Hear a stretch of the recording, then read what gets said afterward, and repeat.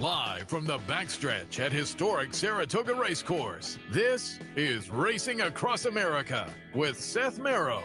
Racing Across America is brought to you by Pinnell's Restaurant, a Saratoga tradition since 1922. 284 Jefferson Street, Saratoga, just minutes from the track. And the Clubhouse Racebook, 711 Central Avenue, Albany. When you can't make it to the track, make it to the Clubhouse Racebook. And brought to you by Wizard Race and Sports, Thoroughbred Wager and Strategies.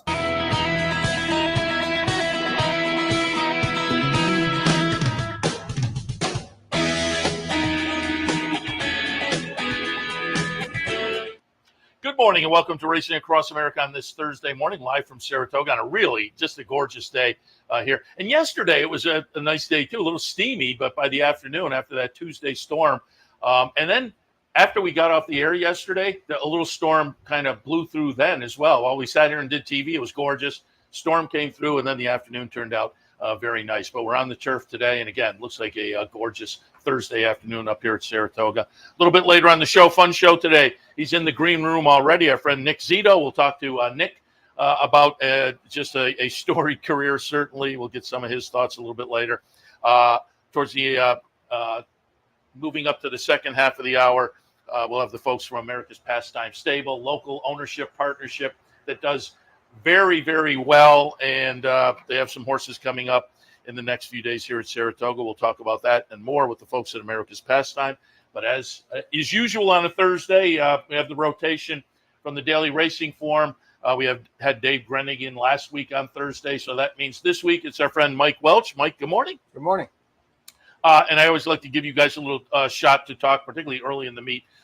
Again, promo and alert people to the workout report, which is a great tool for folks to use up here at Saratoga to maybe find a little something that isn't on the page for most people. Yeah, no, I think it's a great tool. Of course, I'm a little prejudiced, but a lot of people seem to agree. We seem to do pretty good business, especially up here during the summer. We've got pretty good coverage this summer. We've got not only all tracks covered here, but we do have coverage from the horses left, still behind down at Belmont, and there's a pretty significant amount. Over the last couple of years, more and more of the trainers seem to be laying back there, and we get some big efforts from those horses coming up here, and we've got coverage of those. Most of them. It's hard to catch everybody, but I think we've got the best coverage ever that we've had this summer. Let me ask you, because we did have the crazy storm here Tuesday night. How did that affect workouts yesterday? Did it affect at all? The track actually dried out remarkably well yesterday, and we didn't have much early, but we had about 25 or 30 later in the day, and we dodged a bullet last night. Obviously, we thought we were going to get more rain. Knock on wood, it keeps the races on the grass today, and we had about 45 or 50 work this morning, but it seems like most of the activities take place Friday, Saturday, and Sunday. Everybody's sorted in that pattern. Especially Sundays now has become our busiest day, and it gets pretty hectic out there. It used to be Saturday? It used to always be Saturdays. Look, Saturdays are still very big too. It seems like a little bit more Sunday, but maybe that'll vary as the meet continues and according to how weather affects workouts as well. But I think we had like 600 or more works over the 3 days, counting all three tracks, maybe more than that. We had over 300 on Sunday with the turf works. And it gets pretty hectic out there. I mean, everybody should come out here one morning at 7 o'clock and just see the activity that takes place within the first 10 or 12 minutes. Now they have a new policy where the first 10 minutes at 7 o'clock, most mornings, is reserved for workers only. So everybody out on the track between 7 and 7:10 are going to be actually turning in timed workouts, and it gets really hectic. We've had days where we've had 50 or 60 horses work within that first 10, 12 minutes. So you just try to get as many of them as you can. And we have three of us up there from the racing form up there most mornings at 7 on those days. And I think we do a pretty good job, everything considered. But like I said, just come out here and see what it looks like then, with horses whizzing everywhere by the wire and all over the place out of the gate. They have the gate at the same time. So it's kind of fun to do it, but it's also kind of nerve-wracking trying to keep up with all the activity. And I can appreciate that. And again, the workout reports are great because it gives you more than the time. It tells you how the workout, you grade the workouts. Also, you note when they're working in company. You got to have a maiden that's working well with a stakes performer. That makes a big difference. It's more than what's on the page. So that's great. But I also can appreciate, because I hear you and Dave Grenny, I'd sit right behind you guys in the press box comparing notes. And for folks who don't know, there aren't necessarily any real markings on the horse to identify them in the morning. And so you don't wear saddle towels with their names on it. No, only Derby time and a little bit here Belmont time. And Breeders' Cup. But other than that, we get some help from the clockers. We get some help from trainers every once in a while. And the rest is just trying to figure out who's who on days where Todd works 20 and Chad works 30.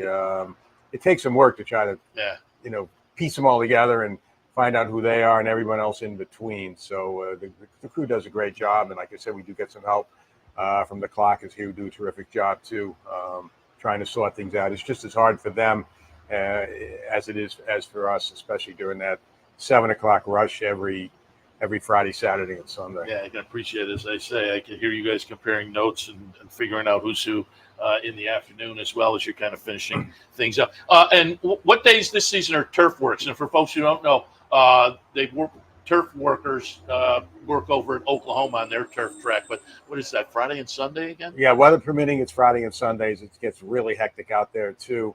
But the public can go out there. I mean, the parking lots are open for the cards, and so they are invited and welcome to come over there too. And that's also quite a hectic scene. They allow the stakes horses to work first at 10 o'clock. So that's not too bad. You get 10, 12 maybe.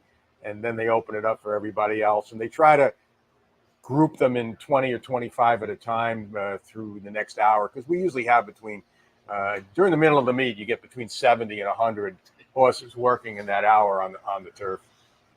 All right, let's start by doing a little review. We'll do review and preview, but I wanted to go back a couple of races you wrote about in the forum in recap. We'll go back to last week in the Sanford, the first 2-year-old stake of the meet, and it's going to be Moplex for Jeremiah Engelhardt as the second choice. Studley Do-Right is going to finish second here. Moplex, the number 8, Studley Do-Right, the number 6, and Irad Ortiz on board the winner. So nice way to kick off the 2-year-old side of the meet with the wire-to-wire winner. And also notable, nice little New York bred as well.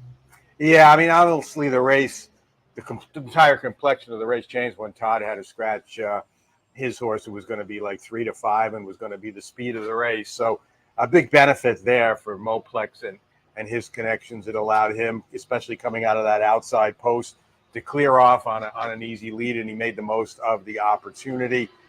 Things will get tougher in these races as we move forward, no doubt about it, heading toward the hopeful later in the meet. But it was a good effort. It's 2 in a row for that horse. One is debut against a very modest group of New York breds, but came back and proved he does have some quality to him. And again, taking advantage of the situation there. So a big effort. And trainer Jeremiah Engelhardt came back yesterday with another New York bred first-time starter that kind of ran off the screen. Maybe a relatively weak race there too. We'll see how that horse moves forward as she progresses down the line. Visually did look very good, though. Did look good, yeah. I think it was a pretty average bunch again, though. And, sometimes when a horse jumps out on the lead against a fairly weak field, they really get emboldened too, and they run a big number, and sometimes, they don't always repeat that when they come back against better horses, get hooked on the front end. It's a whole different ball game, but it was an impressive visual effort yesterday. I think I heard someone say the number came back, modest in the low 70s, which is exactly what Moplex did the first time. Ran off the screen. Number wasn't anything special, but came back and improved off the effort. Also, last week, the Wilton 1-turn mile for 3-year-old fillies, and the potential, obviously, with the 3-year-old fillies as you show up later in one of the 3-year-old, the Alabama, essentially, as far as the calendar is concerned. That could be the situation for the number 1, Miss Justify. Looked pretty good getting it done for Todd Pletcher in the Wilton. Came off a win down at Churchill to come into this race. Miss Justify is the number 1 horse. Strike Striker has Dial, the number 4, runs second, and Kirby, the number 3, runs third. But again, Miss Justified. Have they said whether Alabama is in the sights? I think that's a little ambitious coming off this race, but Todd did not rule it out. This race did not go according to the way Todd and probably most handicappers figured it would set up. Figured Miss Justified to be honored with the lead. Instead, she came off the pace. Flavian did a tremendous job. Got her to save every inch of ground. I think she left the rail briefly to go around the tiring horse in front of her. Other than that, hugged the rail the entire way and was able to get up in the final stride. So, a perfect trip, an improved effort from an improving lightly raced filly. I'm going to guess he will duck the heavy heads at least one more time with her, but particularly with the 3-year-old division having a very clear leader. Yeah, no doubt about it. And we'll see how that plays out this weekend too. So, a lot of moving parts to these things as far as how these races come up. You get races of the same ilk at other places, and it kind of takes away. You got to figure out who's going where. As we see this weekend, Idiomatic, instead of being here, she's over in Jersey. Surprisingly, though, this for the Shuby, the race only came up with 5, even with Idiomatic skipping the race. So that's the one issue with, we talk about a lot, these big races, the short fields, from a betting standpoint, just not as attractive. You would like to see all these horses together on the same track at the same time. Yeah, that won't happen maybe till the Breeders' Cup. Yeah. Let's take a look at some of the stake session coming up tomorrow. Is the Curlin. The Curlin traditionally has 1 or 2 that maybe come out and head towards the Travers. The Curlin is for 3-year-olds going 1 mile and an 1/8. I pulled up a replay going back Belmont at the Big A June 22nd. The winner will be number 3, Unmatched, 4 to 5 on the morning line for Chad and Klarovich. Off this win and the win before, 2 for 2 now. Timeout is interesting for Bill Mott. Corporate Power for Shug, I think, is a player as well. What were your thoughts in the Curlin? Well, obviously, all eyes are going to be on Unmatched Wisdom here. His horse has made 2 starts, has one off by himself both times. He's 1 to 5 in here, so it was hard to, really learn anything from this. He was expected to win easy, and he did win easy. He was, like I said, he was 1 to 5. His number regressed a little bit off his first start, but I think was probably to be expected, coming up in 98 first start and stretching out in distance. It was a big effort.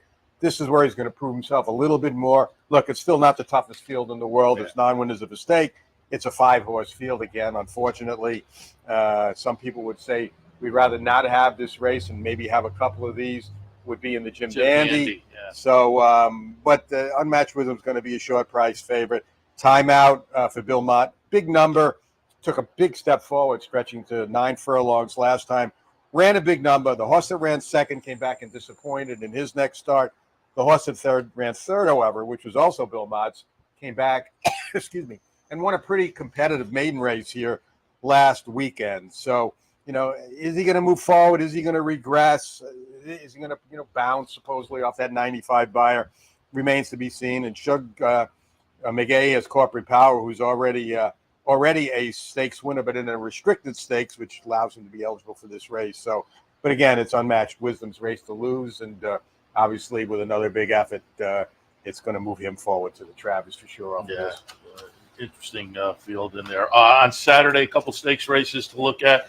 We'll start things out taking a look on the grass in the Lake George. These are 3-year-old fillies going 1 mile. I pulled up a replay here of Unsubscribed in the Wild Applause going back to June 22nd. Going to be the number 9 horse on your replay here. And again, it's Chad Brown and Klarovich. 2 wins in 3 starts with the second place finish. Pounce to me has been very interesting. The start to the career was very promising. The last couple of starts maybe didn't quite live up to that. Similar scenario of Galabrand, who I thought showed some promise with the first 2 starts of the career last year up here, hasn't quite lived up to that as well. But I think it's an interesting field. Your thoughts on the Lake George? Well, it was a pretty explosive effort from this horse. Way back early, looked like no chance, and then she comes flying at the end. You got to respect the horse like that. That kind of running style can get you in trouble sometimes in these kind of races when there's a lack of pace. Back at 1 mile again, she's probably going to be the favorite in here off that big number. I thought Vive Vueve for Jack Sisterson This is a horse that's improved with every single start. Ran well in the Grade 2 Wonder again. Going to turn back from 1 1/8 to a mile, a distance she's already handled. So I think she's interesting in here. The other horse that interests me a little bit is Manamar Gold, making her turf debut. She won 3 in a row, including the UAE Oaks. Was turned over to Todd Pletcher. She missed some scheduled starts earlier. She was actually being prepped for the Kentucky Oaks and wound up having to miss that race. Her last race, she lost her best chance right at the start. Did well to run second. She was training very well going into that race. She's working very well coming out of that race. But now she moves to the grass.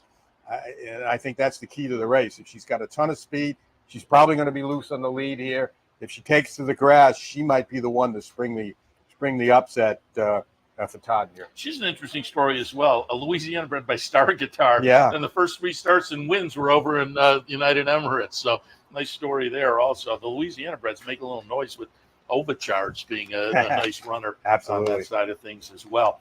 Highlight on Saturday, the Coaching Club American Oaks, but as noted earlier, the leader in the division is in here. Torpedo Anna went back, pulled up a replay of the Acorn. She's going to be the number 9 horse on the replay, and all eyes will be on her. Again, the 3-year-old boys are totally up in the air, but she's clearly the leader of the 3-year-old. Yeah, there's no doubt about it in here, and just dominated this field. Leslie's Rose, comes second best for sure. Is going to get another shot at her here, and it's hard to go against Torpedo Anna. She's been training on the other side. I haven't seen her works. I saw all her works leading up to that last race. She worked terrific. Interesting to see what my colleague Don Harris will grade her works. I took a quick peek. I think she's still doing as well coming out as she was going in. And again, if she dominates here as well, it'll be interesting to see if she winds up against the boys and the Travers. That would probably seem the logical way to go. Candide also, you have to respect Candide. This is an improving filly, comes off a huge effort at Monmouth in the Ladies' Secret. Just her second start of the year. Very competitive, obviously, in the Breeders' Cup Juvenile with a bad trip. Got the time off. No match for Leslie's Rose in the Ashland, but comes off a career best effort. So Todd will have 2 shots to take at Ken McPeak's big horse here in the Coaching Club American Oaks. Again, from a betting standpoint, not what you're looking for, but as a player, but as a fan, this is going to be a fun race to watch. Yeah, and that's what I would say to people. Sometimes the story overwhelms the betting side of things, and she's just done so well. Going to be interesting to see if she can progress and then maybe comes out of this with a win. Ken's not afraid to go against the boys. No, so absolutely that would make a fun story for the Travers as well. Mike, before we let you go, Haskell down at Monmouth on Saturday. Some of the players have been working up here. Any thoughts on the Haskell field? Yeah, well, look, Mind Frame is going to be the big favorite. I mean, he looked like he was a cinch to win at the 8th pole in the Belmont. Got a little green, got ducked out. Came back in, fought back. You got to give Dornoch credit, though. Lost the lead. Came back and held Mind Frame off. They're going to meet again. Mind Frame's going to get a few pounds, if that means anything to you. But I think it's more the experience than anything else. And Irad knows now maybe a little bit more what to expect with him. He's going to be the heavy favorite in here, and deservedly so. Dornoch breaking from the rail. He's going to leave early. He's got some horse that doesn't belong in the race. It's coming out of sprints right next to him. You hope that's not going to affect what happens there, kind of run with him or whatever. Tuscan Sky for Todd also gives him, two big players in here coming off the win in the Pegasus. It was kind of an oddly run race. I don't know if you remember the race, but there was like a 6-horse field and a 5-horse pace duel. Yeah. He was down on the inside, and he drew away from everybody, including Domestic Product, who was second best and came back and won off of that race. So Tuscan Sky has every right to move forward off it. So how far remains to be seen. A pretty good 1-2 punch for Todd in here. Dornoch's going to have his work cut out. And then Timberlake is kind of the big question mark. Got stopped on after a disappointing effort in the Arkansas Derby. Appears to be training well for his comeback. Obviously, this horse was very competitive in the division as a 2-year-old, won the Champagne very easily. I know Brad Cox has high expectations for him the second half of the year. Whether he's going to be able to keep up with the big guys in here coming off the bench like that remains to be seen. But I think he's going to be a player as we move forward from the Haskell to the Travers and then further on as the year goes. This race, Jim Dandy, Travers, and Pennsylvania Derby, I think are hopefully going to help sort out a 3-year-old picture that is just totally in disarray as far as who do you put on top. I guess Mystic Dan with the Derby win kind of. I guess he's the division leader now, but if he's out of the picture for a while, whoever kind of steps up the second half of the year might overshadow him as we move down the road. I don't know what the prognosis for him is as far as when he may or may not return, but the second half of the year is going to be fun in here, and you're really looking forward off of all these horses that we're getting in the next couple of weeks here, and then looking forward to the Travers at the end of August. Hopefully they'll all be there for that one. Yeah, that and the Philly as well, a little bit. Yeah, and the Philly as well, which would throw a. If she wins, then it doesn't settle. Yeah, I mean, what does that mean for the division if Torpedo Anna were to step up and beat everybody? It would probably help her stablemate as far as the divisional honors would go if he's still absent at that point. Mike, always appreciate the visit. Again, we tell people to go to drf.com, pick up the workout reports. Again, you'll find some information there that other people maybe aren't privy to, and we'll give you some opportunities to score up here. So check that out at drf.com. You can also check out Mike's work at dailyracingforum.com or pick up the hard copy as well. Mike, appreciate the visit. My pleasure, as always. All right, we'll take another break. When we come back, Nick Zito is in the house. We'll talk with Nick about his career and some big races and more right after this. Stay tuned.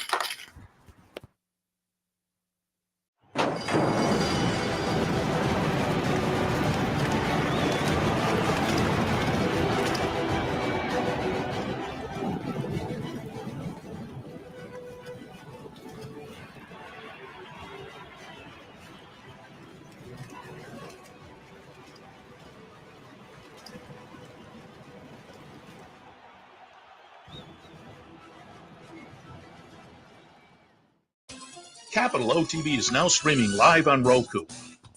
The RTN Racing channel on Roku lets you watch OTB TV live through your Roku device or your Amazon Fire Stick, rather than being limited to computers and mobile devices, which means you can now watch OTB live wherever you are.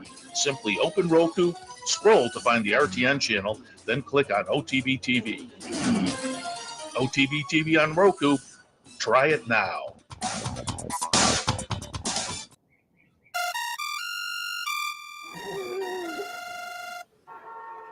Come on. I want sales reports on my desk by Monday. Whoops. My bad. Love racing? RTN brings you every live simulcast on your home television, plus live video streaming and race replays on your PC and mobile devices. To order, visit rtn.tv. RTN, a breed apart.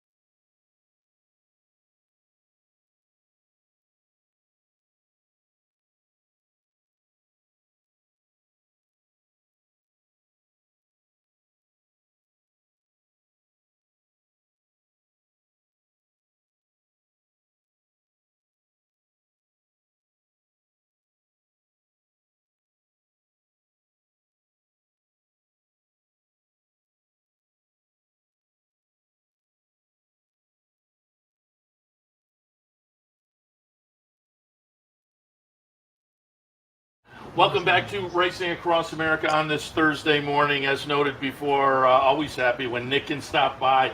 Our friend Nick Zito joins us this morning, storied career. I pulled up some of the stats from the career. Obviously, Hall of Fame, that's certainly notable. I also looked, Nick, 24th all-time on the money list. Pretty good there. 48th all-time on the win list. And again, entered the Hall of Fame back in 2005. Nice career. Happy you're here, Nick. Oh, thank you so much. The only thing is with the 24 all time, don't tell the feed man that. You know what I mean? Don't tell a female that, Seth. I do. That's right. Yeah. Things you think. But anyway, thank you very much. No, and again, saw you in the paddock yesterday. Said, come on over. Yes. We typically try to get you to sit in it sometime during the meet because a lot of good stories and a lot of great horses and whatnot. When you sat down, we were talking a little bit, and you got a new venture going too a little bit with the Sport of King Stable. Talk a little bit about that. There's some wonderful people. They won a wonderful race on Saturday. Dallas Stewart, Tough Catch. It's a wonderful organization. Michael Karras is the president. Maria Lynn and our good friend Bob Berenson is the marketing fella. And then guess what? Lo and behold, the racing manager is Mohammed Mubarak. So we always worked well together. Yeah. This is a no-brainer for me. So I don't know, maybe I could, get a few horses and again, be in some kind of advisory, because I do have some knowledge. And the good thing about it is they're just wonderful people. And they're great for the game. Yeah. Great for the game. And they got the job done Saturday. And Michael's a really classy guy. And the president. The Dallas winner, I ran up to him when he was out on the track waiting for the horse to come back. I said, that was my long shot play of the day that day. So I'm in it too. Good for you, man. I'll give you one of these. Good. No, it was fun. Normally, the rest of the year, I'm down in the studio in Albany in the afternoon doing the handicapping show. And in the wintertime, one of the tracks we have in the rotation, really one of my favorite tracks. I say it all the time. In the wintertime, I like Tampa, but I like Oaklawn quite a bit. I think you can find value there. I think horses can sneak away a little bit. Based down in Oaklawn in the wintertime. Talk a little bit about, I have a sister who lives in Northwest Arkansas, so I made a trip to Oaklawn at one point. I think it's very Saratoga-ish. The crowds they get at the track, the town, Hot Springs itself. Your thoughts of Oaklawn? Well, fellow I think I had a little bit to do with his career, Ron Moquette. So he was asking me for years and years and years to go there. And one year, about 5 years ago, I went there. The people are wonderful. Yeah. It's a tough deal because it's a hard place. You're in the middle of nowhere. Yeah. There's one Italian restaurant, which is fine. It's called DeLuca's. I think your man Vic eats there all the time. But the people are great. The purses attracted me. The racing is good. I mean, it's nothing like Florida when you think about it in the wintertime. And I had a choice. I think, Seth, if I went to Florida this winter, it might have been better. I stayed at Oaklawn, but I did come up with a nice gentleman that I have a horse for, Jerry Caroom, nice guy. And I don't know, there's always, life's a game of people. But Arkansas, and let me tell you about the sellers. They believe in tradition. I don't know if you're familiar. They have a Hall of Fame day there. Did you know that? Yeah. And all the Hall of Famers go there. They set them up in a hotel. They do all this stuff. So they're racing people for a long time. So, I mean, it's definitely on the bucket list for somebody, but I don't think you could beat Florida in the wintertime. You know what I mean? And people think, Arkansas down south, but it's not really. It's not south like Florida. So they get the winter time-ish weather. The Hall of Fame day is great because, like I say, I have it on my monitors when I'm in the studio, and they cycle in and do a little after races. Put a couple of them out in the winter circle and do that. Brian Boyer from the museum I saw was down there as well this winter. And also, I'll give a thumbs up. And I think you were interviewed. Nancy Holthus does a great job down there. Job. Does that morning show. And I think you sat in with her at at one one point do. this she year. does a good job. Yeah. Absolutely. 100%. Again, I like Oaklawn, but love Saratoga. And here we are again. It's another Saratoga season with Nick Zito. Just give me some of your Saratoga memories over the years. We need more time. Yeah. But I think one of the things, I might have sat in with you, you can't help but think about the Travers for Mary Lou, because that was incredible. We had that incredible storm. It was dark, if you remember. I had to pull up the replay, and this would be a perfect time to watch the replay of the 2004 Travers, and it is going to be Birdstone getting it done. And I'm just looking here at the chart. It says weather rainy. To say the least. But you see how dark it was? It was so dark, lightning, dark. Here come the light. If you remember the movie The Natural with Robert Redford, the baseball movie, and when he hit that lightning, it was just like that. It was the same thing. Look at this. And this is Birdstone. The prior start was the Belmont Stakes, where you upset Smarty Jones and stopped his Triple Crown. That horse that's running second, we trained him to a wonderful horse, the Cliff's Edge. That was ours. We were in 1-2. Also in but his own right. that Really was good horse. incredible. That Storm and Mary Lou. I said, "Come on, Mary Lou, let's go down. We'll sing in the rain." And that's just what we did. We started singing in the rain, and that was a very good experience. And as I say, the prior start was the win in the Belmont Stakes. So June 5th to August 28th. Yeah. In those days, that was not the usual kind of. These days, it's maybe not as unusual, but in those days, No, that kind was of hard to do because yeah. you used to have a prep race, and I decided not to do it. I liked, a trainer was supposed to be a trainer, and you're supposed to be able to do those things. And now it's like you said, Jenna did a good job with it last year. Yeah, and we were proud of that. But what can I say about Mary Lou Whitney? I mean, my God. So those are great experiences with her, and kind of glad they had a Mary Lou Whitney way. But I think we're so proud of a bunch of things, Seth. I remember Tim Wilkin and Matt Graves had that article where Nick Zito said you can't get enough of a good thing. The old-time trainers were mad because they wanted to run down to Belmont. It was only 24 days and should be 5 or 6 weeks. And then, training the better horses up here was a feather in our cap because you had to be at Belmont. And I said, no, this is a better place to train. And now look at the Belmont this year. Look at everything this year. So Saratoga, I used to have a phrase. I used to say to people, I think it's the last remaining truth in racing, along with Del Mar, along with, San Antonio, along with Keelan.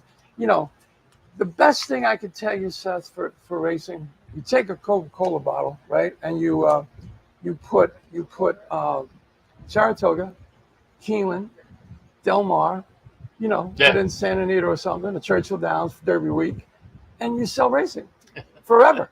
Right or wrong? Yeah, no, that's absolutely right. And I also say every year, the beauty of Saratoga is really what's outside the fence of the racetrack, because you go downtown, you're sitting there eating dinner, the people next table are like, oh, hit the double today. I'm going to play this horse tomorrow. And the whole town is just so into it. The local media is so into it. And that's what makes it special. Horse racing is really the focus for the meet up here. Absolutely. I have a great friend up here, Dick Powell. You know him. Yeah. He's a wonderful guy. And for years, we always kick it around. Yeah. But you guys do a great job, and it's a unique place. Let's face it, it's a unique place. It's something that they thought about, the forefathers in racing. Said, you know what? Let's go up here for a while and let's see what it's like. And they really built this thing up. Yeah, I think for younger, newer fans, I don't think they realize that in the 60s it was almost not going to be a thing. No question. Yeah. And Mary Lou, I keep talking about Mary Lou. Mary Lou is the impetus that it kept going. Mary Lou brought the Today Show up here. A lot of people don't know that. I'm familiar with that. And all her friends. I remember when Birdstone broke his maiden first time out right here at Saratoga, won easy. And we don't usually win with. It has to be a good horse to win the first time out. And he won easy. And I think Ivana Trump was in the picture. Phyllis George was in the picture. Susan Lucci was in the picture. That was Mary Lou. Yeah. So she had, for folks again, new fans. She had the big party down at Congress Park, and it had a theme every year. And by the way, shout out to David O'Rourke because you got Mary Lou Whitney way. So shout out to David. And she deserves that kind of recognition. Absolutely, you got Mary Lou way. Yeah, you brought up, as I was saying, there was a point where it was going to go away, and she didn't just change the track; she changed the city. She was one of the people behind the Performing Arts Center as well, which kind of changed the city also. There you go. So, I mean, people kind of think of Mary Lou as the socialite, but she was really a driving force to make Saratoga what it is today. And again, we pulled up one of your nice Saratoga wins with Birdstone in the Travers. But I couldn't, you talk about iconic wins. I pulled up also the Whitney back in 2008, commentator, one of your big horses. This was his second win in the Whitney. This is incredible. His first Whitney win, 2005. His second Whitney win, which we're watching here, 2008. Talk a little bit about, you want to talk about a talented New York bred commentator. Remember him? Oh, my God. What a horse. In 2005, and I'll tell you another thing. In 2009, I believe, Seth, I ran him again in the Whitney for his third. So he probably, if he could have won that, I think they had a rabbit ran against him. There he is. He would have went into the whole. He would have marched into the Hall of Fame. He still may get it. By the way, he was so much fun to be around, and that period of time, that 3 years. That was a blast. Yeah. If you think about a horse winning it in 2005, coming back in 2008 and winning a grade 1 at Saratoga, that's got to be cool. No, it's amazing. A 3-year span like that, yes. and win a couple, as you say, grade 1 at Saratoga a couple of times, and a New York bred. So he was one of the, I go back to Theo Rito, going back a long time ago, winning the Whitney. That, to me, was kind of a turning point for the New York breds, but he was a big part of that as well, God, on the New York bred side of things. Pulled up last night from Equibase, some of your stats, and I hit on those before, but when you go to Equibase, you can also, for a trainer, hit on top horses, and you go down the Nick Zito list. Strike the Gold, Albert the Great, Sun King, Louis Quatorze, Commentator, Warpath, Birdstone, Go for Gin, the Cliff's Edge, who we've mentioned. Just And you can't forget the Tara who upset Big Brown in 2008. I'll tell you something you won't believe. Our racing stable is a history maker of 2 great crowds. People might say, what do you mean? The Birdstone was the largest crowd in history at Belmont Park, 120,000 people. Oh, and it's going to stay that because it's capped now. That's correct. And then the Tara, if you look, was 95,000 when he beat Big Brown. So our stable was involved in some big events. Yeah. And a big part of it as well. Do you have a favorite horse? Of all time? Yeah. I was telling Max, I was telling Muhammad, Sport of Kings. I was telling him the other day, and I was telling, Bob and of course, Michael, the president, that Sun King, I think Bob asked me the question, and Maria, somebody asked me a question, and I said, Sun King. And if you look at Sun King, he might have been second in like 8 grade 1s or something. He got beat a nose in the Whitney. He got beat a nose in the Metropolitan. Yeah. But he was a fun horse. Won the Pennsylvania Derby. Just a cool horse to be around. And he just tried every time. And an unlucky horse. But he was one of my favorites, believe it or not. Nice. You have a favorite race?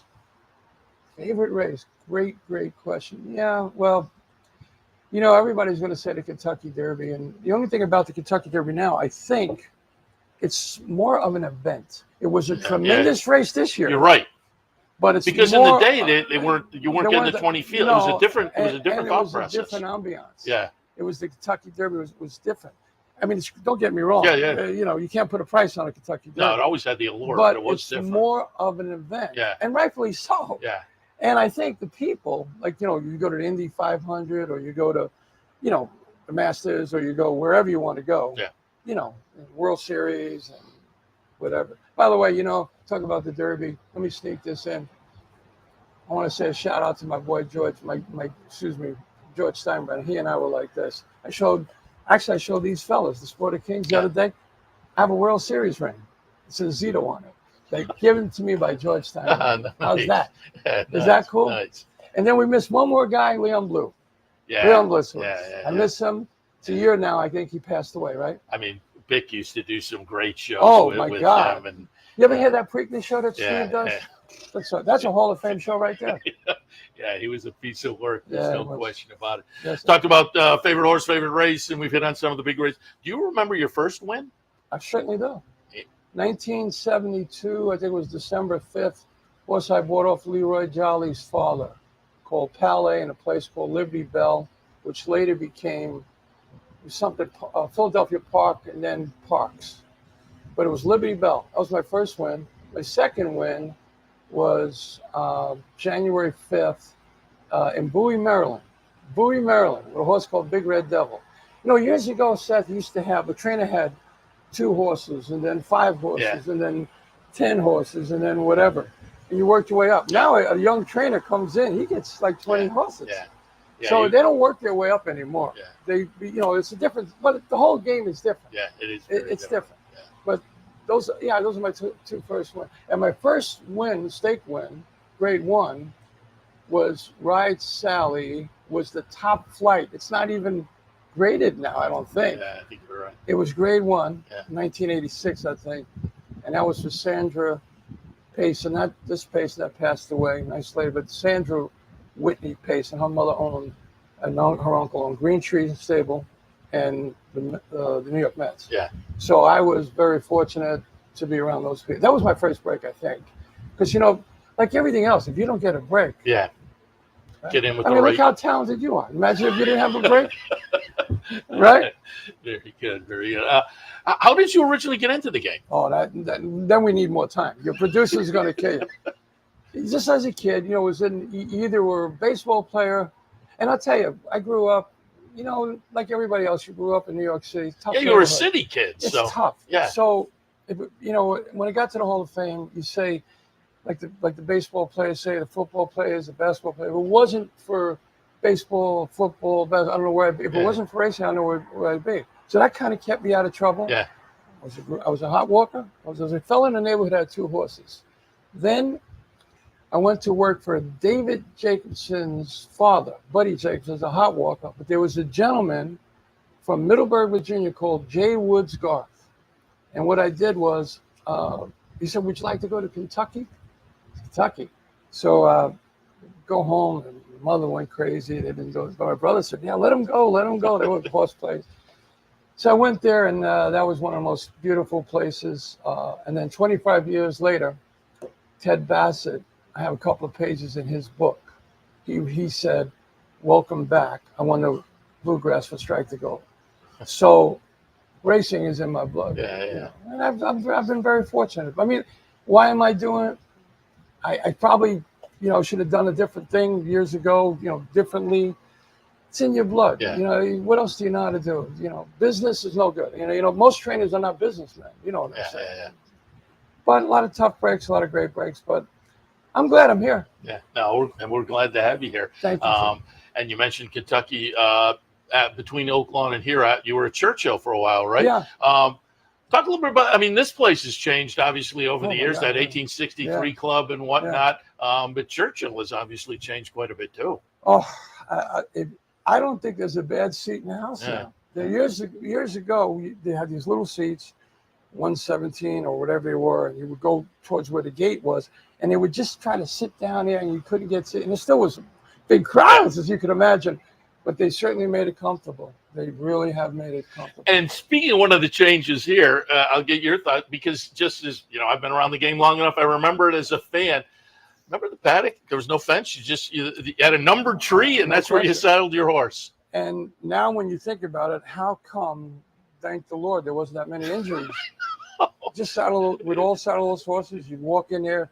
It was a beautiful thing. But some people, the new thing, the 18, whatever, and all these other stuff, they've made it nicer. I know my friends in Kentucky said, yeah, it's nicer to go to Saratoga now. But I'm a traditionalist. I'm terrible.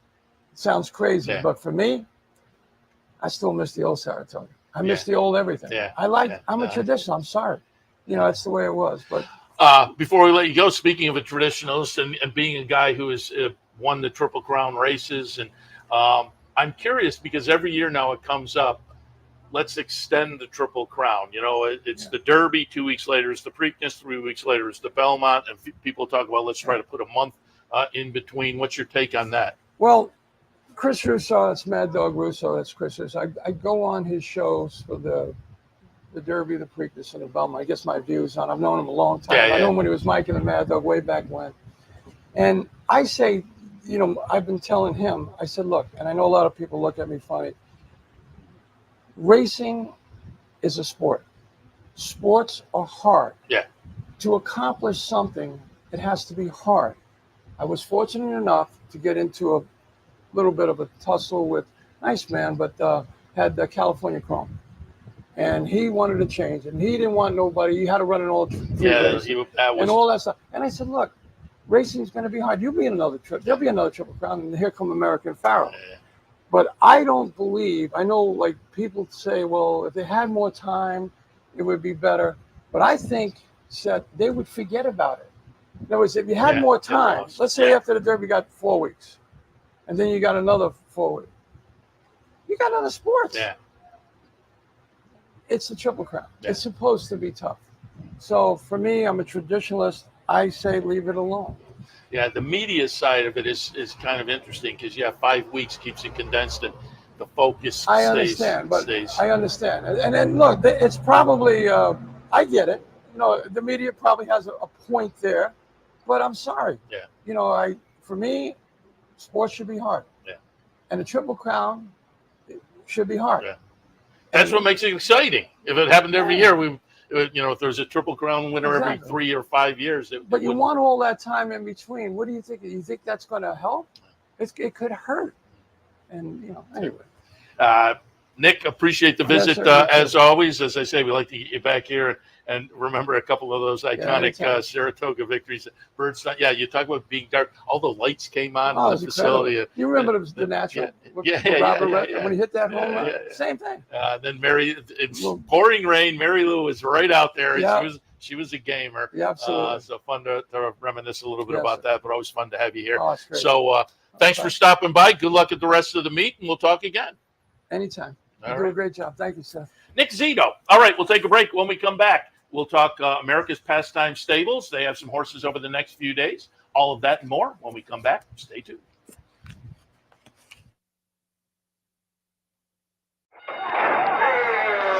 Why just watch the races when you can be in the middle of the action?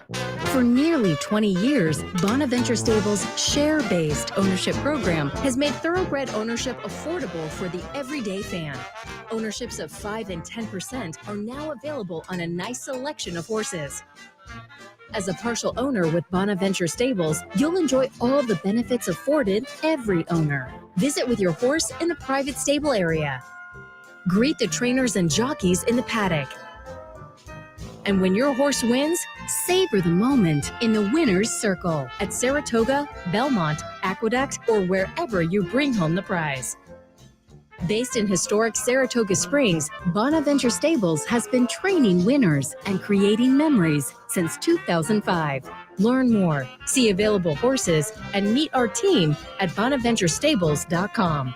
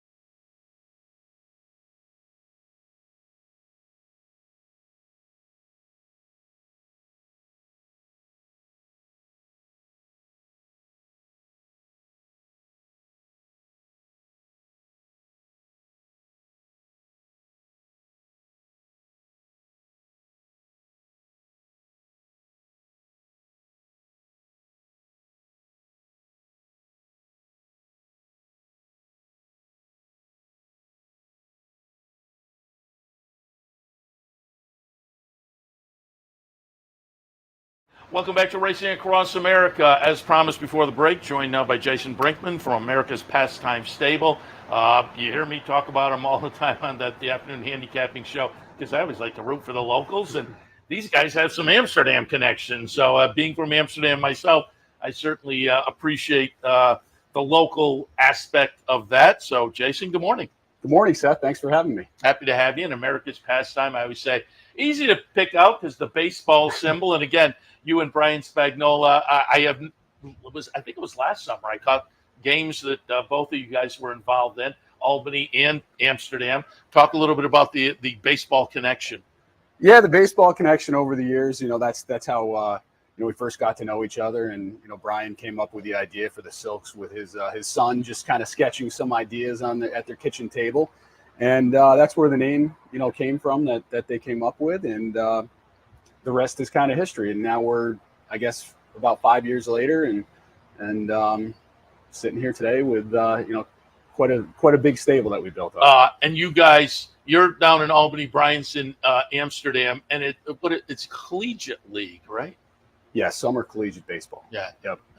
And your team is the Albany Dutchmen, and the Amsterdam team's the Mohawks, right? Yes, the Amsterdam Mohawks. Yep. Traditional down there. And as I say, I went and caught a game. I think it was last year at both spots, and they're fun. I think if folks are looking for something to do on a summer night, you can catch the schedule for these teams online. But it seemed kind of family friendly, and there was kids doing races out there in between innings and whatnot. So it's a fun night down there. Well, you guys are home team down in Albany, and again Amsterdam at I'm not even sure what it's called in my day, Shuttleworth Park, Mohawk Park, which when I went there last summer, I don't think I'd been there in a while. It's nicely rehabbed, so a nice facility. But again, nice way to spend a summer night. Yeah, absolutely. With guys who, again, have a little college career that they're in the midst of, so they just keep playing. And they room with local families, right? They do, yeah. All the players that play in the league stay with host families. So, yeah, it's a nice situation. So it all ties in. The nice baseball symbol on the Silks, always appreciate that. And we'll hit on, you have some horses coming up over the next few days. We'll hit on that. But I went on your Twitter, and Twitter is at AP Stables. Good way to kind of keep up with, what horses are coming up, what the results are. And again, I always like to root for the locals. But I pulled up a graphic that came out, I think, the beginning of July, showed kind of the week ending, the last week of June. And then the caption went even a little beyond that. But you'll see it was a pretty good week ending June for America's Pastime Stables. And League of Their Own is your female-centric counterpart as well. But the caption then read, over our last 13 starts, 5 wins, 3 seconds, fourths, and some fifths. But nice 8 exacta finishes in your last 13 starts. And then, looking further, I saw your second quarter results, 117 starts, 24 wins, 21%, over $1 million in earnings. So you guys are doing all right 5 years in. Yeah, so far so good this year. I think we've had upwards of about 130 starts now for the year, and about 20% in the money, about 20% in the winner's circle, and about upwards of close to 50% in the money. So, I mean, if you can achieve those numbers long term, I mean, we'll be very happy with that. But we'll see if we can keep it up. Obviously, now that we're here in Saratoga, the waters are a little bit deeper and things become a little bit more challenging. So, but I always say when I get the partnerships in here, the partners love Saratoga. They can come, go in the paddock, maybe visit the horses on the backstretch, and that's what makes the partnership. I always say it's a social aspect, and just watching some of the partnerships, watch on the big screen as they walk out of the paddock, and the big screen in the bottom of the clubhouse, or what used to be the clubhouse. And then if you go to the winner's circle at Saratoga, all the better. Yeah, nothing like it. I mean, everybody, gears up for Saratoga. It's one thing if you have a horse, that wins at Aqueduct in, January, but it's a lot more fun when you can actually be here in person and celebrate and enjoy the excitement of it. Yeah, I root for you, certainly. Even if it's January at Aqueduct, I always like to root for the locals. And talk a little bit about it, the partners, Are they mainly local people, or do you branch out? And I think I have a graphic with the website address as well. So if people are interested in more information, talk about the makeup of the partners. Yeah, I would say that primarily, we're based Capital District people. With that being said, we've certainly branched out and have partners now that are all over the country. So I think, the Capital District is certainly a natural tie-in just with the connections of being local and starting this, with friends and family and expanding from there. But, now that there's been some success and we've raced in, quite a few different jurisdictions across the country, we've certainly branched out and been able to add more partners in all sorts of locations across the country. I was going to mention that because I went to Equibase and pulled up your entries and whatnot and results over the past, few weeks and couple of months. Man, I mean, originally I'm assuming you were kind of New York based on the NYRA circuit, but you're all over the place now. Yeah, we have been. Yeah, when we first started out, we were definitely, primarily on the NYRA circuit, and we've just over the past year, especially, have started using a lot more trainers. Have a lot more options now with different tracks, and again in different states. So, I don't know the stat offhand, but I think we're upwards of in the 20s of different tracks that we've had a winner at, which is kind of fun. So, I think we'll always be primarily New York based. We love the NYRA circuit and especially the New York breeding program. So. New York will always be home, I'm sure. And you're involved, as really a lot of owners are now, partnerships and whatnot. You're partnering with other people. You partnered on some horses, I see, with prominent owner Michael Dove. Yeah. I had texted you to Keeneland. You were partnered in with Michael Dove. I'm sitting in there watching a Keeneland race, and you guys have a winner, and I'm rooting. And then your partner walks the horse into the winner's circle, and usually that happens and then the groom takes over, but no, your partner, and you told me afterwards, he was just a happy guy who wanted to walk the horse in, and it all worked out fine. But I'm sitting there thinking, should he be handing that off to a groom? Yeah, one of our partners joined us at the races that day at Keeneland, and we were all really excited. I think that was actually our first winner at Keeneland, and we went down to the winner's circle, and one of the assistants asked the group if somebody was interested in walking the horse, and he shot his hand right up. Give him a shout out. I'm sure he's watching here, Matt Skelly. He's been a great partner with us, but yeah, he jumped right up. He had never walked a horse before, and he led it right into the winner's circle. Looked like he knew what he was doing. So. Like I said, normally you watch and then they'll hand it off to a groom, and he didn't look like he knew what he was doing. He walked it right in, and I'm thinking, well, he's going to hand it off. He didn't, but it all worked out. So good job there. And again, to be a partner and have that experience, a lot of fun, certainly.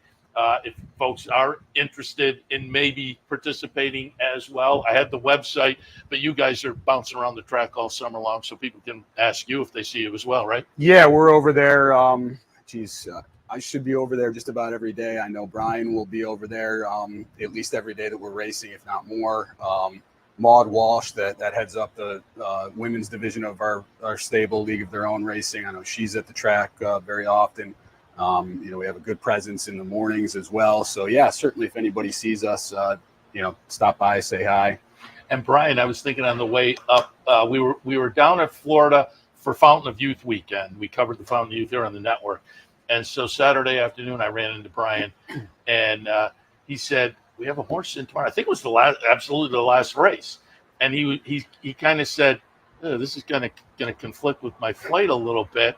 So I don't know whether I want to win. He was kind of like, I think I can watch the race, but if I have to go to the winner's circle, it's going to get a little dicey. Sure enough, you guys won the race. And I don't know whether I texted him or maybe he might have tweeted out, got the win, made the plane. So it all worked out in the end. I remember that for sure. I think he got a little bit lucky, not just in the race, but with the fact that I think his flight got delayed a little bit. I think you're right. Worked out well, yeah.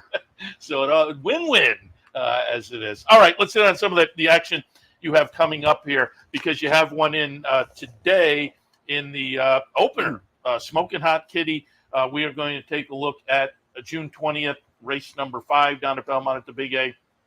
It will be number 1, Smoking Hot Kitty, getting it done. Horacio DePaz, your trainer, you come up off the win in the state bred allowance and step into a state bred optional claim or non-winners of 2. What are your thoughts this afternoon on Smoking Hot Kitty? I think she should be pretty tough. I mean, she's really in the best form of her career. Has won 3 out of the last 4. I think you can kind of toss the that dud race in there. I mean, that was on the turf, and her best efforts have been on the dirt as of late. Yeah, I mean, I think she should be tough in there today. I think she's the co-favorite right now. So yeah, I mean, I certainly like our chances. She's won on 2 turns before. That was on the turf. Today she'll go 2 turns on the dirt, but yeah, I think she should be really, really tough. I mean, since we claimed that horse for $30,000 a little bit over a year ago, and I mean, she's just a hard knocker. She's raced 12 times, and I think has finished in the money 8 of those races and won 4 times. So she's just really, really tough every time she goes out. 3 for 5 coming in this year. Kendrick, the regular rider over the past few starts, and is on board again today. To me, she's an absolute player this afternoon. Now, it looked like there was not wearing your silks. How do you decide when you're in partnership with other people which silks the horse? Well, I mean, what we like to do is if you're in partnership with other people, is just a simple silks rotation. So if you own a quarter of the horse, ideally once every 4 races. If you own half the horse, you swap back and forth each race. So, we don't. Of course, everybody would like their own silks on the horse every single time, but part of expanding, branching out with other partners, it allows you to get more horses, and so that's just one of the concessions you have to make is the silks rotation. So and a win's a win, and they might not have the silks, but you can be in the winner's circle for the picture, and absolutely, it all winds up evening out. Coming up on Saturday, 3rd race on Saturday, State Bred Maiden Specials going 5.5. Pulled up the last run for Nano Man. That's your horse, John Kimmel trainee. Was in for a 40 tag last time and winds up 2nd. The winner here is going to be Art of Courage, but number 9 will be Nano Man and winds up nice little 2nd in here. Yeah. What are your thoughts on Saturday for Nano Man? Listen, I think that he should be tough. I mean, he made his debut on closing weekend here at Saratoga, went off a huge price and ran 2nd. I mean, he always fights. He tries hard. We're hoping that Saturday's his day. I mean, he's overdue to get in the winner's circle here. And if you see the horse in person, he's kind of a cool horse. I mean, his name is because of his stature. I mean, he's a small horse, but he's really quick. He's athletic. So I don't know. I'm hoping that Saturday's his day. I think he's got the favorite is going to be on his inside. That should be the early speed. Even money. So come out runner. I think that helps drawing outside. So we'll see. Again, he always tries. I think 6 to 1 is probably, I think, a little bit of a generous price on him. But hoping that Saturday's the day. And I'm just looking, Smoking Hot Kitty, Horacio De Paz, Nano Man, John Kimmel. We'll talk about one in a moment. Merkin Cantermachi. So you use a lot of different trainers as well. We are, yeah. When we first started out, we were almost exclusively with the Cantermacis. We also, at the beginning, had a couple horses with John Kimmel. We obviously still use both those guys. I think that they're fantastic. But yeah, as we've continued to grow, we've started to use quite a few different trainers. Particularly if you're moving out to other venues as well. You want to use somebody who's maybe local. Yeah, different venues that we're racing at, different partners that we have now that have their different training connections. But it allows us, to have different options for different horses and things like that. And I alluded to it, the Cantermachi horse coming up on Sunday in the 8th race, State Bred Allowance starts now. Pulled up a replay there. Belmont at Aqueduct back on the 28th. Starts now, is going to be the winner here. So comes in off a nice win to break the maiden. What are your thoughts on this one? Yeah, she's a cool horse. She's actually my favorite in the Cantermaci barn. She's been unlucky over the years. I mean, she broke her maiden as a 4-year-old just a few weeks ago, and she had a streak there. For 2 years, there were 7 races that she was entered in that wound up getting taken off the turf. So she just didn't have the opportunities, and it unfortunately took her a little bit longer to break her maiden than we would have liked. But again, she's a good horse. I think obviously she's stepping into deeper waters on Sunday with that New York Allowance Company, but I think she should be tough in there too. And you mentioned off the turfers and whatnot. I always think it's interesting because, again, I say this a lot. I think when we're doing this this time of year, we get new fans and people maybe aren't familiar with the game. And I think some of the behind the scenes is interesting. Talk a little bit about as an owner, because I talk to owners all the time, and I think folks who don't own aren't familiar. It can be frustrating. You look at the condition book, you think, oh, we're all set here. And then the race doesn't go, or you're washed off the turf. And so as an owner, that I think getting in the winner's circle is fun, but I don't think people realize the frustrations that can be presented. No, it can be tough, especially, those turf horses. Yeah. The weather's so unpredictable, and a lot of those fields are overprescribed, and, the chaos that happens in turf racing. But, so on one hand, it makes it exciting, but on the other hand, especially when you have the weather involved, it can certainly be a bit frustrating. And, certainly the case with starts now when, who would have ever thought 7 times that would happen? But, it is what it is. And you move on and eventually, she'll have her turn like she did a few weeks ago. So when you sat down, we were talking and you mentioned you're tied into another nice stakes horse here with one that is going to go through the sales under your banner. So talk a little bit about that. Yeah, we've got a nice connection to Candy that's running in the Coaching Club Oaks on Saturday. We own her half brother, Salamini Colt, that we're going to be selling in the Saratoga yearling sale here in a few weeks. So we are certainly going to be eagerly watching Candy's performance, and a good result there would bode well for the sale for us. Salamini, so New York bred sale. That's right. Yep. Yeah.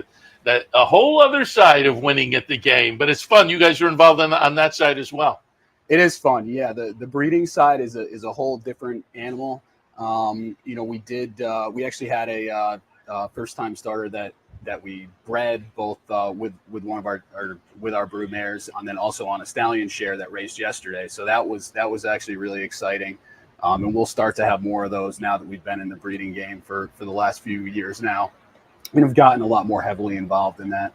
And I don't think a lot of people realize, if you have a New York bred and you sell it, you still can be very happy with the New York bred program. If the horse you bred wins, even if it's owned by somebody else, you get a little something. So that's what we always tell people. The nice thing is, even if all you do is break even, breeding horses, and then you have, your own stable out there of horses that you bred, and if they're running in New York and doing well, if a horse wins in New York, you're getting 40% kickback on that purse money that the horse won. And then there's also awards that you can get breeding the stallion shares. So we've gotten involved with a few of those as well. And if your horse runs first, second, or third in New York, you're getting a 10% kickback on those that purse money. I always say the New York bred program. That's it can be a lot of fun because you still have a big rooting interest, even if you sell the horse. Jason, before we let you go, just so folks know your partnership, is there a type of horse you like? Do you play all over? And I'm meaning like, do you go to the sales? Do you claim? If the sales, 2-year-old sales or yearling sales, or do you kind of hit all the boxes? Initially, when we started, it was mostly in the claiming game. We're still certainly actively involved in the claiming game. We've gotten more involved in private purchases, certainly 2-year-old sales, especially the last few years. We've got a nice crop of 2-year-olds that hopefully, at least a few will make their debut at Saratoga. So yeah, we've really kind of spread out. We haven't started buying yearlings yet. That might be something in the horizon that we get involved with. But no, we kind of just take opportunities as they come, and if the right thing comes up, then we'll get involved. So very good. And if folks again see you over on the front side during the meet and they think they might be interested, they can certainly ask you again. The website is out there. Folks can go by the website or on Twitter or X at AP Stables info there as well. because, again, if you're involved in a partnership, it can be a lot of fun, particularly up here at Saratoga. Jason, as always, appreciate the visit. Wish you and the partners and everybody involved a lot of good luck in not just at the meet, but beyond as well. Thank you very much, Seth. Certainly appreciate you having me on this morning. Absolutely. All right. We'll wrap things up for Racing Across America on this Thursday. Let me remind you that today, Clubhouse Racebook is the Play the Board contest. A little extra fun down there, so keep that in mind. Next couple of days at the Racebook. Tomorrow, $100 Knockout Challenge. King of the Hill contest on Saturday. Tomorrow, Friday, it's a Fan Appreciation Day at the Bridgeport OTB, so keep that in mind as well. And tomorrow, we will open up this week's Pick 3 Bankroll team on the website, so keep that in mind also. All that coming up at Capital OTB. Seth Merrow wrapping it up for a Thursday. Again, beautiful day. If you're coming up, I think you're in for a nice day of racing up here in Saratoga. If you're thinking you want the air conditioning, stop by the Clubhouse Racebook, 711 Central Avenue in Albany. Otherwise, as far as the TV side of things, back in tomorrow, 9 a.m. handicapper support, 10 a.m. Racing Across America. We'll see you then. Turn your love of racing into savings with equine discounts through the NTRA. Purchase through equine discounts and receive great savings on well-known brands like John Deere, Sherwin-Williams, Big Ass Fans, Farmers Insurance, and Office Depot. Join thousands of other equine members and support companies that give back to the sport we all love. Call 866-678-4289 or visit equinediscounts.com to start saving today. Want to get your career in horse racing off to a fast start? Well, the University of Arizona's Racetrack Industry Program is your winning ticket. The Racetrack Industry Program has served as a springboard to some of the industry's most successful individuals, with a proven track record of job placement right out of college. If you want to earn a degree in the exciting horse racing industry, the Racetrack Industry Program can put you in the winner's circle. What if there was a way to become a better horse player, to have a better knowledge of the game, to be more successful? What if there were a way to take what you've learned, what you know, and make better decisions, better choices? In horse racing, knowledge is a powerful tool. Race results and replays, past performances and live streaming, wagering from all your digital devices. Capital OTB. Become a better horse player.